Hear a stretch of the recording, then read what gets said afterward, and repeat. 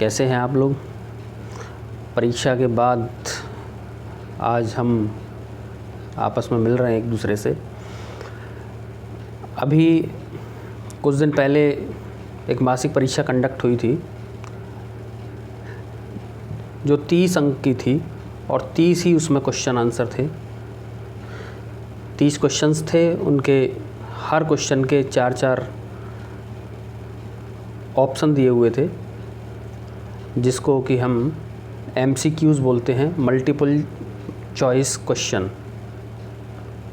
MCQ, जिसमें कई choice दे रखी होती हैं, उनमें से एक एप्रोप्रिएट आंसर आपको चूज़ करना होता है। बहुत ही आसान पैटर्न वाली परीक्षा थी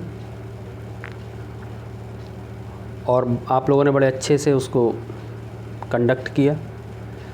सभी बच्चों की कॉपियाँ स्कूल में जमा हो चुकी हैं। तो अब हम बात करेंगे आज सॉल्यूशन की, इसका हल बताएंगे, एक एक क्वेश्चन को डिस्कस करेंगे और उसका हल क्या होगा, सही आंसर क्या होगा, उसको आज जानेंगे। तो विषय है सामाजिक अध्ययन। 2 घंटे का आपको समय मिला था, 30 अंक की पूर्णांक की परीक्षा थी।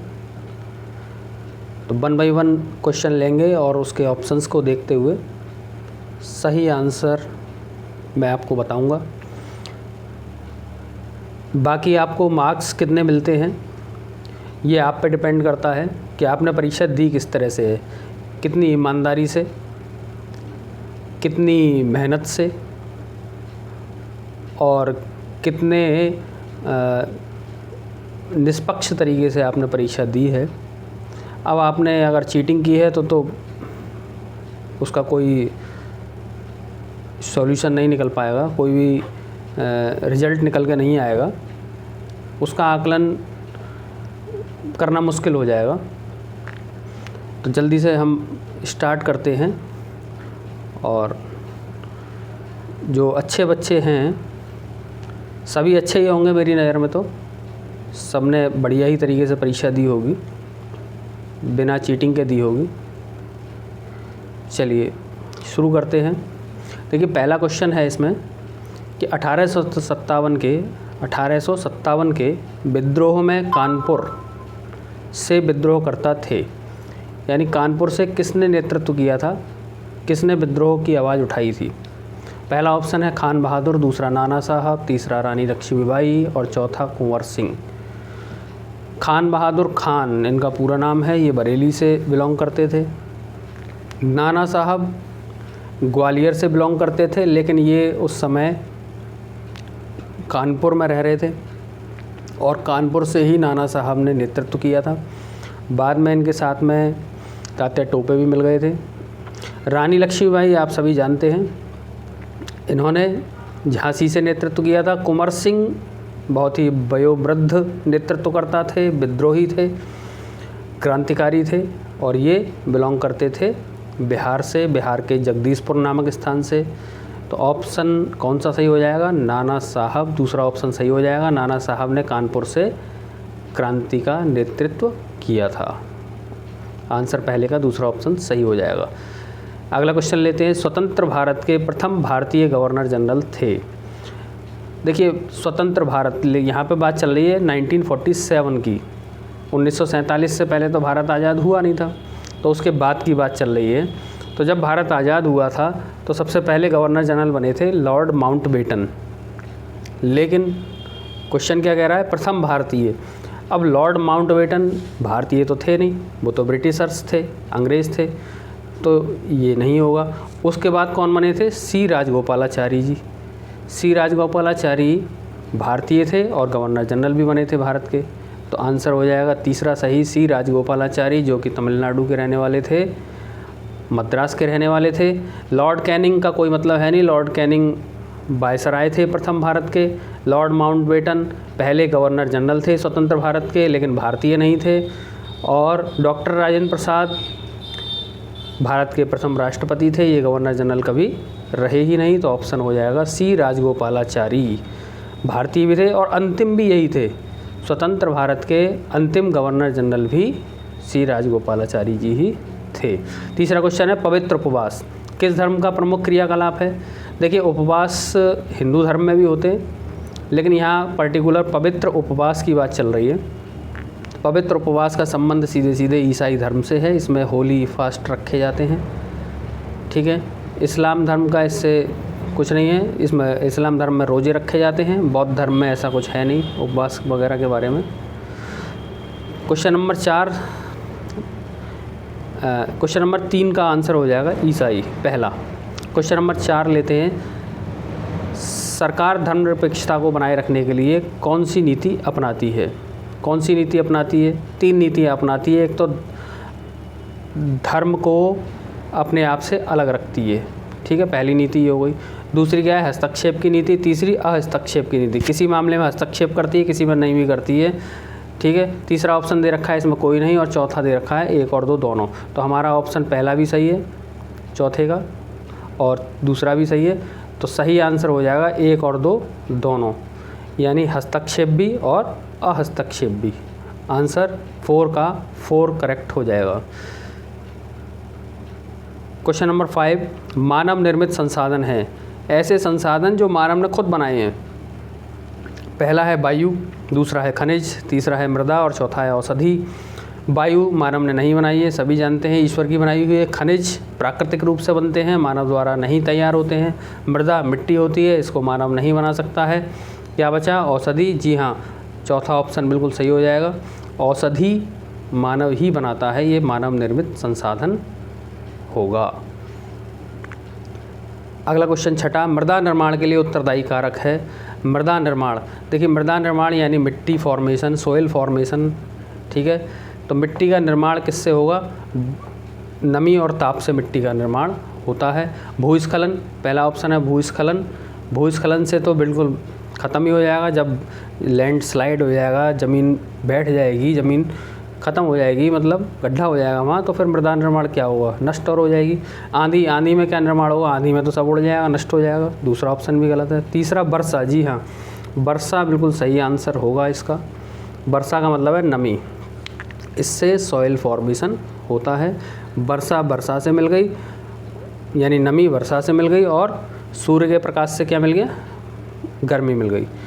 अगला ऑप्शन है बाढ़। बाढ़ से भी कुछ नहीं होगा, जो मृदा थोड़ी बहुत बनेगी वो सब बाढ़ में बह के बर्बाद हो जाएगी। क्वेश्चन नंबर 7, लॉर्ड डलहौजी ने कौन सा सिद्धांत लागू किया था? सभी जानते हैं, विलय का सिद्धांत लागू किया था। बहुत ईजी क्वेश्चन था। लॉर्ड डलहौजी ने विलय का सिद्धांत लागू किया था, जिसको राज्य हड़पने की नीति भी कहते हैं, ठीक है। तो 7 में का दूसरा विकल्प सही हो जाएगा। क्वेश्चन नंबर 8, शेर ए मैसूर। शेर ए मैसूर बिल्कुल क्लियर ये होना चाहिए इसका आंसर आपको। टीपू सुल्तान शेर ए मैसूर थे, कर्नाटक के मैसूर के रहने वाले थे टीपू सुल्तान। इनके पिताजी हैदर अली थे, ठीक है। तो बिल्कुल स्पष्ट आंसर है ये टीपू सुल्तान। चौथा आंसर सही हो जाएगा क्वेश्चन नंबर 8 का। अगला है क्वेश्चन नंबर 9, संसद के अंग हैं। संसद के अंग कौन कौन से अंग होते हैं? संसद केंद्र में होता है, लोकसभा और राज्यसभा तो होते ही होते हैं, ये तो सबको पता है। राष्ट्रपति भी संसद का ही अंग होता है। तो यानी पहला भी सही है, दूसरा भी सही है, तीसरा भी सही है। तो क्या लगाएंगे हम? चौथा ऑप्शन, यानी कि तीनों ऑप्शन सही हैं। तो ऑप्शन नंबर 4 यानी विकल्प 4 बिल्कुल करेक्ट हो जाएगा, नमेगा। क्वेश्चन नंबर 10, भारतीय संविधान में मूल अधिकारों तथा मूल कर्तव्यों की संख्या क्रमशः है। यानी पहले मूल अधिकार बताने हैं, फिर उसके बाद में मूल कर्तव्य बताने हैं। मूल अधिकार सबको पता है 6 हैं, ठीक है। मूल कर्तव्य की अभी मैंने जिक्र किया है 11 होते हैं, लेकिन ज़्यादा बल मैंने मूल अधिकार पर दिया था। और मूल कर्तव्य आपकी प्रत्येक पुस्तक पर लिखे हुए होते हैं। मूल कर्तव्य 11 होते हैं, जो सभी मानवों को, सभी मनुष्यों को करने चाहिए। तो इसमें क्रमशः दे रखा है, तो क्रमशः ही बताना है। क्रमशः का मतलब है कि पहले मूल अधिकार बताने हैं, फिर मूल कर्तव्य बताने हैं। तो पहला ऑप्शन है 6-11, दूसरा 6-12, तीसरा 11-6 और चौथा 6-6। मूल अधिकार हमारे 6 हैं, तो 6-6 वाले कितने ऑप्शन हो गए? पहला भी सही हो सकता है, दूसरा भी सही हो सकता है, और चौथा भी सही हो सकता है। तीसरा बिल्कुल भी सही नहीं होगा, क्योंकि पहले नंबर में 11 आ गया। मूल कर्तव्य मैंने बताए थे 11 हैं, तो पहला ही ऑप्शन सही हो जाएगा, 6 तथा 11। मूल अधिकार 6 और मूल कर्तव्य 11, पहला ऑप्शन बिल्कुल सही हो जाएगा, बाकी 3 ऑप्शन गलत हैं। जल्दी से क्वेश्चन नंबर 11, एमएलए किस अवधि के लिए चुना जाता है? एमएलए यानी विधायक 5 वर्ष के लिए चुना जाता है, बिल्कुल क्लियर होना चाहिए। राज्यसभा के सदस्य 6 वर्ष के लिए चुने जाते हैं, तो ये गलत है पहला ऑप्शन 11वें का। दूसरा विकल्प बिल्कुल सही है, आजीवन ये चुने नहीं जाते हैं। ठीक है, वेदिका कृषि कहते हैं, वेदिका कृषि। क्वेश्चन नंबर 12, वेदिका कृषि का मतलब है स्टेप फार्मिंग, जो सीढ़ी नुमा खेती होती है। झूम खेती घूम घूम के होती है, मरुस्थली खेती मरुस्थल में होती है, समतल खेती कुछ नहीं है, प्लेन खेती, हम सब समतल खेती कर रहे हैं यहाँ पे। सीढ़ी नुमा खेती, सीढ़ी नुमा यानी स्टेप फार्मिंग, वेदिका, वेदिका स्टेप और सीढ़ी बात एक ही है, तो चौथा विकल्प बिल्कुल सही हो जाएगा क्वेश्चन नंबर 12 का। क्वेश्चन नंबर 13, ये भी भूगोल का क्वेश्चन है। अनवीकरणीय संसाधन होते हैं सीमित भंडार वाले, असीमित भंडार वाले, मनुष्य द्वारा निर्मित और निर्जीव वस्तुओं वाले या निर्जीव वस्तुओं से उत्पन्न। ठीक है, इसको थोड़ा सा क्लियर करके समझ लें। अनवीकरणीय, जिनका रिन्यूअल नहीं हो सकता, तो अनवीकरणीय कौन से हैं? सीमित भंडार वाले, जिनका भंडार सीमित हो वो अनवीकरणीय हैं। नवीकरणीय वो हैं जिनका भंडार असीमित हो, पहला ऑप्शन बिल्कुल सही हो जाएगा। ठीक है, क्वेश्चन नंबर 13। क्वेश्चन नंबर 14, दीकू का अर्थ है, दीकू का मतलब होता है बाहरी लोग। ठीक है, बाहरी लोग जो बाहर से, यानी अंग्रेज़ लोग, ब्रिटिशर्स, साहूकार, महाजन्स, ये सभी क्या थे? बाहरी लोग थे। सरकार के लोग जो भी थे ये सब बाहरी लोग थे, ज़मींदार वगैरह। तो इसका तीसरा विकल्प सही हो जाएगा, बाहरी लोग। क्वेश्चन नंबर 14 का। क्वेश्चन नंबर 15, चंपारण विद्रोह कब और कहाँ हुआ? चंपारण विद्रोह कहाँ हुआ था? देखिए, नील विद्रोह हुआ था बंगाल में, उसके बाद वहाँ पे नील आयोग वगैरह गठित हो गया, सभी लोग कहाँ चले गए? बिहार में चले गए थे, तो वहाँ पे फिर नील विद्रोह हुआ था। तो चंपारण विद्रोह में गांधी जी भी थे, तो ये तो बात क्लियर हो गई कि बिहार में हुआ था, लेकिन हुआ कब था? 1917 में। इसके ऊपर आपने पूरा एक पेज भी लिखा है, पूरा एक पृष्ठ लिखा है आपने इसके ऊपर। तो चंपारण विद्रोह कब और कहाँ हुआ था? कब हुआ था? 1917 में। कहाँ हुआ था? बिहार में हुआ था। बाकी सारे ऑप्शन गलत हो जाएंगे, केवल दूसरा ऑप्शन 15वें का सही हो जाएगा। देखिए, इसमें मैंने जो क्वेश्चन लिखे हुए हैं वो सारे क्वेश्चन आंसर जो हैं वो भूगोल में से, इतिहास में से और आपका राजनीति शास्त्र में से, तीनों में से लिए हुए हैं। और तीनों इस तरीके से मैंने डाले हैं कि 2-2 क्वेश्चन करके।